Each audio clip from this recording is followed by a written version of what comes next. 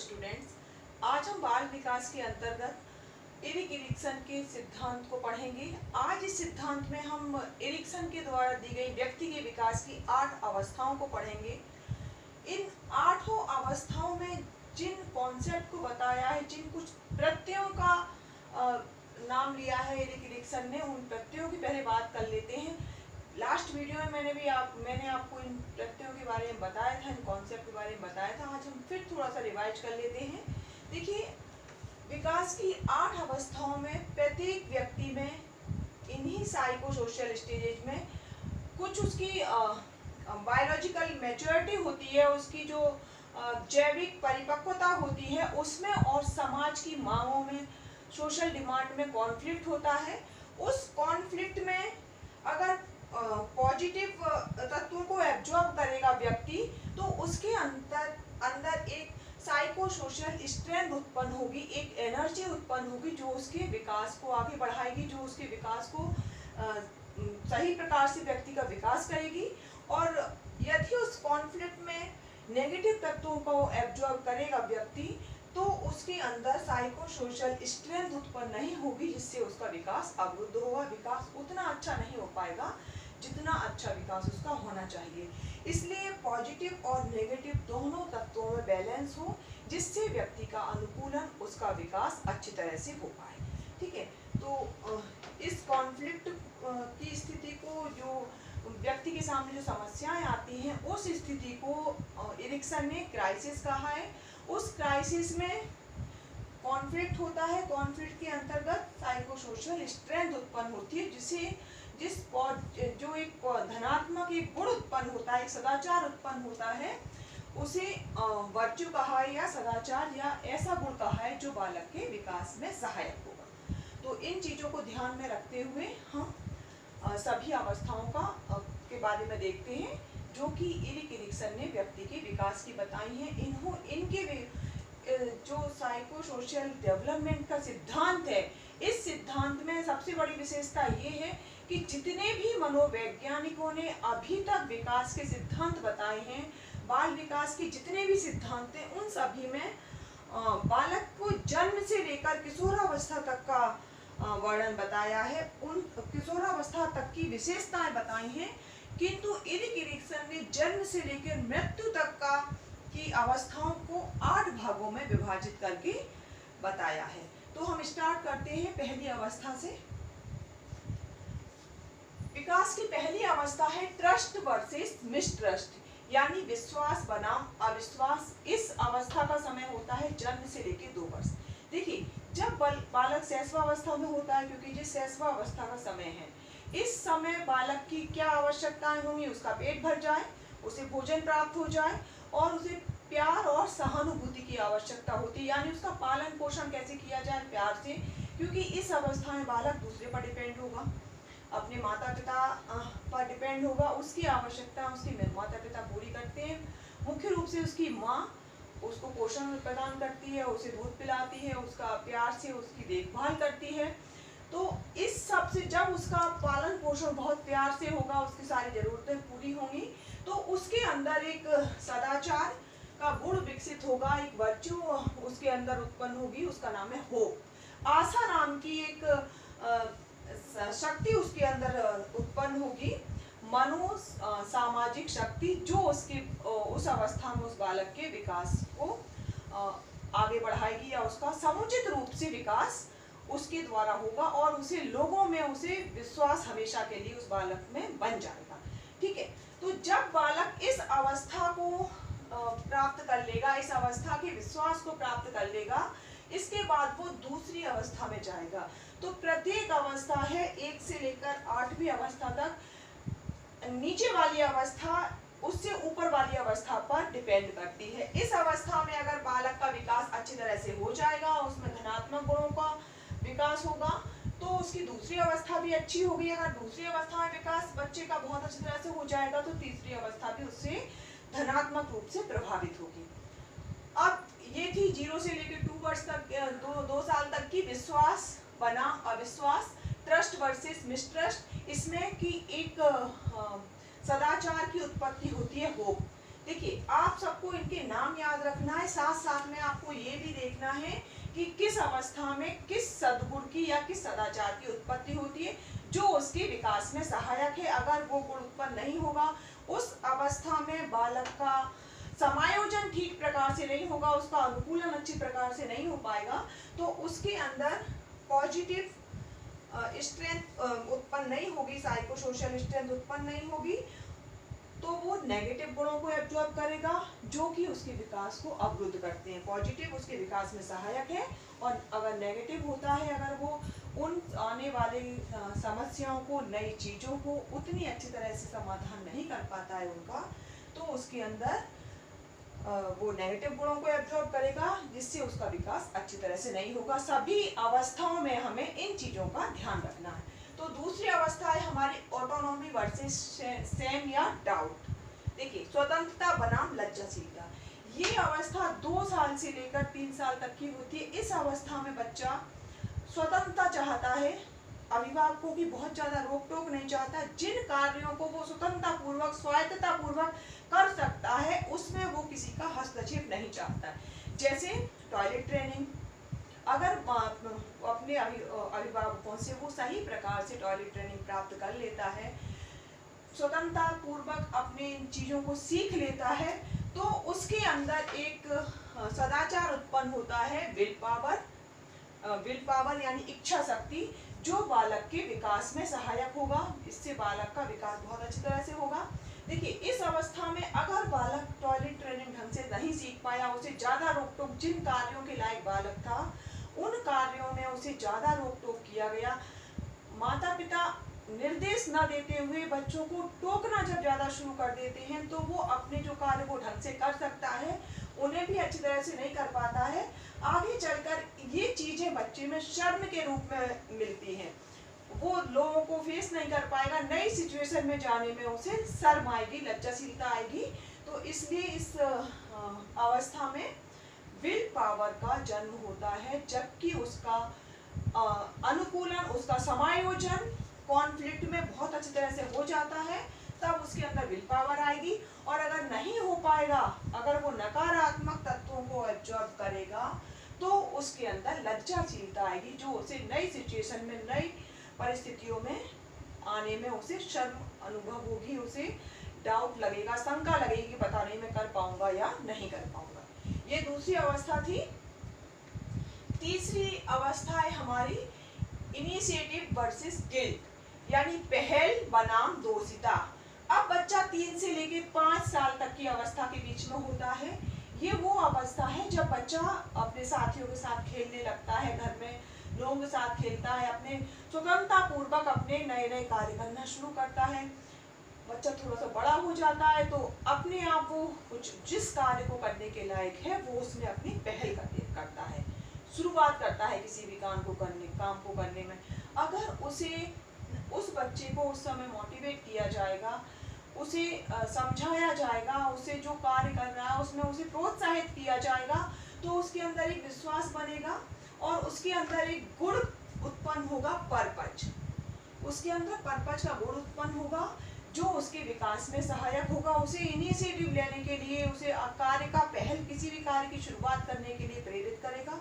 अगर बच्चे को रोक टोक ज़्यादा किया गया या उसे प्रोत्साहित नहीं किया जाता, उसके किए हुए कामों में उसे डांट लगा दी, मान लीजिए बच्चा अपने आप कुछ काम करने गया, छोटे मोटे काम वो करता है, किसी चीज़ को उठा के लाता है, कुछ बताता है, अगर अभिभावकों द्वारा उसे टोका जाएगा बार बार, तो उसके अंदर दोषिता, गिल्ट की भावना आई कि मैंने कुछ गलत कर दिया, फिर वो आगे से काम करने में डरने लगेगा, पहल करने में डरेगा, जो उसकी उसका नकारात्मक प्रभाव उसकी विकास की और अवस्थाओं में भी दिखाई देगा। तो ये वाली अवस्था थी इनिशिएटिव वर्सेस गिल्ट, पहल बनाम दोषिता, जो कि 3 से लेके 5 साल की होती है। और दूसरी मुख्य बात इसमें ये है कि इसमें साइको सोशल स्ट्रेंथ, पर्पज उत्पन्न होगी, जब उसका धनात्मक रूप से उसका अनुकूलन होगा तब, और अगर वो ऋणात्मक रूप से अपना अनुकूलन करता है या अनुकूलन करने में सक्षम नहीं होता है वो, तब उसके अंदर ये पर्पज नाम की स्ट्रेंथ उत्पन्न नहीं होगी, जो उसके विकास को अवरुद्ध करेगी। ठीक है। अब 4th स्टेज है हमारी इंडस्ट्रीज वर्सेस इंफीरियोरिटी, ये इरिक एरिक्सन ने चौथा इसकी अवस्था बताई थी, परिश्रम बनाम हीनता, इंडस्ट्री वर्सेस इंफीरियरिटी। देखिए ये अवस्था होती है 5 से लेके 12 साल की।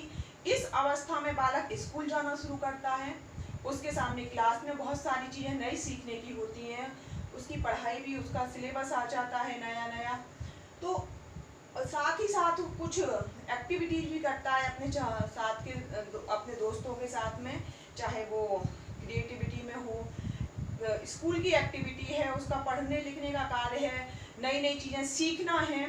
तो इसमें हम देखते हैं चाहे वो सिलेबस से संबंधित उसका ज्ञान है, उसे पढ़ना लिखना सीखना है, नई नई चीज़ें सीखना है, चाहे उसे छात्रों के साथ अपने साथियों के साथ खेलना है, जो भी नया काम करना है उसे परिश्रम उसमें करना होता है। अगर उसे सही तरह से शिक्षक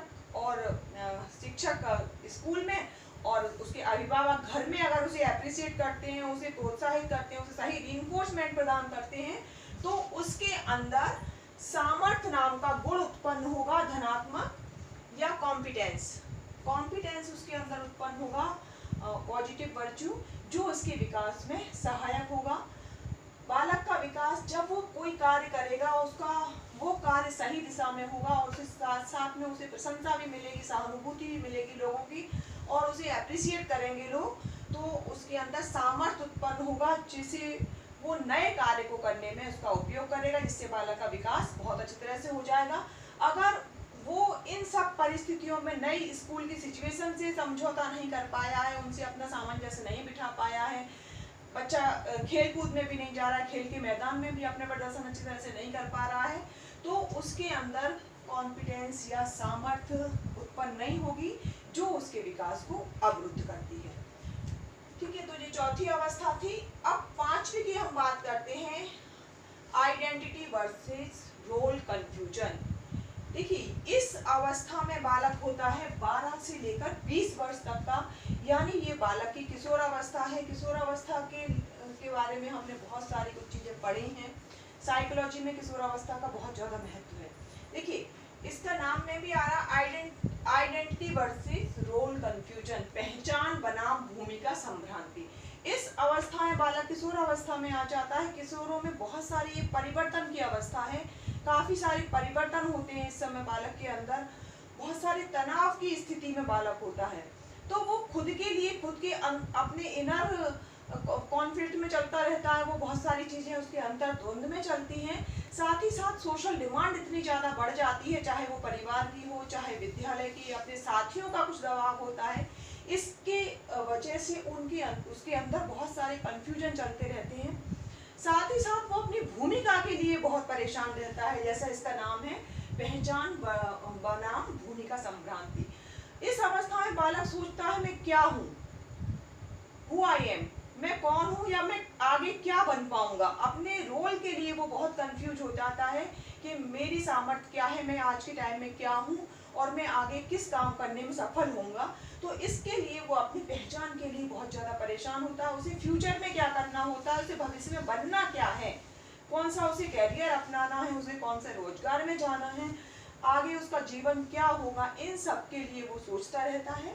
अगर इनमें वो अपनी भूमिका को सही प्रकार से पहचान लेता है, जो प्रश्न उसके मन में उठ रहे हैं रोल कंफ्यूजन वाले, अगर उनका जवाब वो सही तरीके से दे लेगा, तो उसके अंदर एक धनात्मक एनर्जी उत्पन्न होगी, निष्ठा या फिडेलिटी यानी उसकी निष्ठा हो जाएगी लोगों में, पहले अपने में, खुद के साथ उसका समायोजन हो जाएगा, फिर आने वाली बहुत सारी सिचुएशन है उनमें उसका समायोजन अच्छी तरह से हो जाएगा, तो उसके अंदर निष्ठा उत्पन्न होगी, जो उसे जीवन में आगे बढ़ने के लिए प्रेरित करेगी, और वो ये अपने आप को बेकार नहीं समझेगा। उसे लगेगा कि हाँ, मेरा भी कुछ, मेरी पहचान है और मैं आगे चल के सफल व्यक्ति बन सकता हूँ। ठीक है, तो ये निष्ठा एक धनात्मक गुण है, ये बालक में आ जाएगा। और अगर वो इसमें रोल कंफ्यूजन, उसका आइडेंटिटी वर्सेस रोल कंफ्यूजन में वो कंफ्यूज ही बना रहता है, अगर उसका खुद से समायोजन सही नहीं हो पाता है, आने वाली परिस्थितियों से समायोजन सही नहीं हो पाता है, तो उसके अंदर इस धनात्मक गुण की उत्पत्ति नहीं होगी, तो वो ऋणात्मक या नेगेटिव गुणों को एब्जॉर्ब करेगा जो उसके विकास को रोकेंगे। ठीक है, अब ये 5 तक जो अवस्थाएं हैं, इतनी अवस्थाएं बहुत ज़्यादा इम्पोर्टेंट है, क्योंकि आप शिक्षक बनने वाले हैं तो शिक्षक को इसी अवस्था तक के बालकों को हैंडल करना होता है, इन्हीं को पढ़ाना होता है, तो आपके लिए 5th तक बहुत ज़्यादा आवश्यक है। इसके बाद इन्होंने 6, 7, 8 भी बताई हैं, तो मैं आपको बता देती हूँ 6 अवस्था कौन सी है। ये है घनिष्ठता बनाम अलगाव या इंटीमेसी वर्सेस आइसोलेशन। देखिए, इस अवस्था में बालक होता है इंटीमेसी वर्सेस आइसोलेशन में 20 से 30 साल की अवस्था होती है।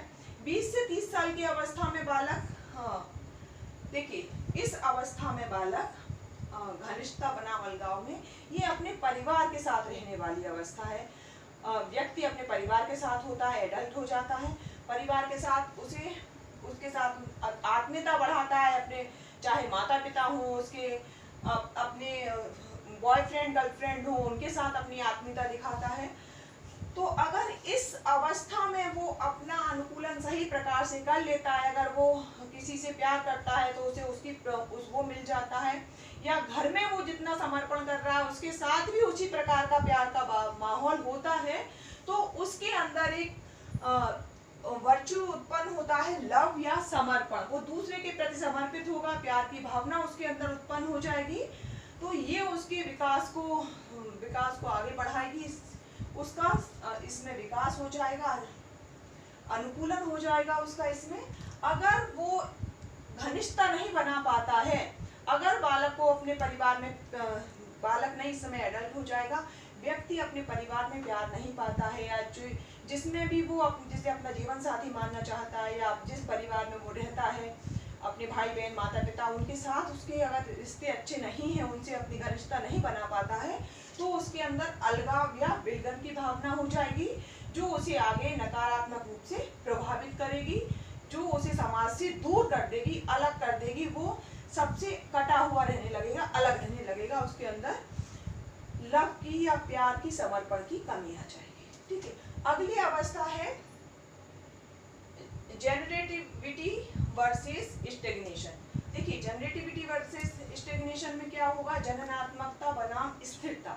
इसमें इस अवस्था में बालक, शादी हो जाएगी, उसके बच्चे वगैरह होंगे, उसका परिवार बढ़ जाएगा, उसकी जिम्मेदारियों की अवस्था है ये। इसमें वो क्या करेगा, इस अवस्था में सबसे पहली बात ये देखी जाती है कि वो अपने परिवार, उसका बढ़ गया है परिवार, वो उसका पालन पोषण करने लायक है या नहीं है, उसके पास आय के साधन सही होना चाहिए, उसकी एक इमेज होना चाहिए परिवार में, उसकी प्रतिष्ठा हो, ये भी एक डिमांड है, सोशल डिमांड है। तो इन सब में वो देखता है कि मेरे बच्चे कैसे हैं, या मेरे परिवार में सब लोग कैसे हैं, मेरे पास इनकम का साधन क्या है, मैं जहाँ हूँ, जिस समाज में रह रहा हूँ, जहाँ मेरी स्थिति कैसी है। तो इन सब में जब वो अपने आप को सही पाता है, उसका अनुकूलन इस अवस्था में अगर सही प्रकार से हो जाएगा, तो उसके अंदर एक केयर नाम की गुण उत्पन्न होगा, धनात्मक गुण उत्पन्न होगा, जो उसके विकास को आगे बढ़ाएगा, उसके संपूर्ण विकास को, जो इस अवस्था में उसका विकास है उसमें सहायक होगा। ये केयर की भावना है, देखभाल की भावना है। अगर इसमें इस अवस्था में वो सही नहीं है, कहीं उसके बच्चे नहीं है, या उसका आर्थिक स्थिति अच्छी नहीं है, उसका जॉब सही नहीं है, वो सही जगह में रह नहीं रहा है, उसका सारा सामाजिक इस वातावरण इसके अंतर्गत आ जाएगा कि वो कहाँ रह रहा है और कहाँ रहने लायक है। ये सारी चीजें उसके केयर पर प्रभाव पड़ेगा इन सब चीजों से। तो अगर सभी चीजों से वो संतुष्ट होता है, तो उसके अंदर देखभाल या केयर नाम की एक वर्च्यू डेवलप हो जाएगा। और अगर नहीं कर पाएगा, तो ये धनात्मक गुण या साइको सोशल स्ट्रेंथ उसके अंदर उत्पन्न नहीं होगी, जो उसके विकास को अवरुद्ध करेगी। ठीक है, तो उसमें स्थिरता की स्थिति आ जाएगी, जननात्मकता बना स्थिरता। इस स्थिति में वो जाके स्थिर हो जाएगा, वो कुछ नहीं करना चाहेगा, आगे नहीं बढ़ना चाहेगा। ये है 30 से लेकर 65 वर्ष तक की स्थिति, जब बालक अपने परिवार में अपने बच्चों के लिए सब कुछ करता है। इसके बाद में एक स्थिति ऐसी ये जब 65 के बाद से लास्ट तक की टिल डेथ तक की स्थिति को कहा जाएगा इंटीग्रिटी वर्सेस डेस्पायर, यानी संपूर्णता या इसे अहम संपूर्णता कहेंगे, अहम संपूर्णता बनाम निराशा। ये लास्ट की अवस्था होती है। इसमें इंसान ये सोचता है इस अवस्था में कि मैंने जो अपने लिए चाहा था, जो मैंने सपने देखे थे वो मेरे पूरे हुए कि नहीं, मैंने जिंदगी में जो भी कुछ किया है उसमें क्या सही है क्या नहीं है, इन सभी उधेड़-बुन में लगा रहता है कि वो एक सफल व्यक्ति है या सफल व्यक्ति नहीं है। इन सभी लेखा जोखा अपने पूरे जीवन भर का अच्छा बुरा जो वो प्राप्त करना चाहता था वो उसे मिला या नहीं मिला, उसने कहाँ कहाँ समझौते किए, क्या काम उसे करना चाहिए थे क्या नहीं करना चाहिए थे, इन सब में सोच विचार करता है। अगर वो इन चीज़ों में सफल होता है जो उसने अपने लिए बना रखा था तो उसमें उसे अहम संपूर्णता प्राप्त होती है। वो खुश होता है कि हाँ जो मैंने चाहा वो मुझे मिला, मेरी एक अच्छी सिचुएशन है, मेरा अच्छा परिवार है, मेरे बच्चे सेटल हैं, सब कुछ सही सोचता है। और यदि वो इन सब चीज़ों में जो उसने किया है जिंदगी में सब कुछ उसे बाद में सोचता है कि सब निराशा की भावना उसके अंदर आ जाती है कि सब बेकार है, ना तो मेरे पास आज मेरी देखभाल हो रही, ना मेरे पास पैसा है, ना मेरे बच्चे सेटल हैं। तो अगर इस तरह की सिचुएशन में वो होता है तो उसके अंदर एक निराशा की भावना आ जाती है। अगर वो अहम संपूर्णता है उसके अंदर, उसने जो चाहा था वही उसे मिला है, तो उसके अंदर विजडम नाम का वर्च्यू उत्पन्न होगा जो उसे खुशी प्रदान करेगा, उसे अपने आप पर बुद्धिमत्ता प्रदान करेगा कि मैंने जो निर्णय लिए, मैंने जो किया जीवन में, मैं उसमें एक सफल हूँ, जो उसके इस समय एक शांति उसे प्रदान करेगा, एक संतुष्टि प्रदान करेगा, अहम संतुष्टि प्रदान करेगा।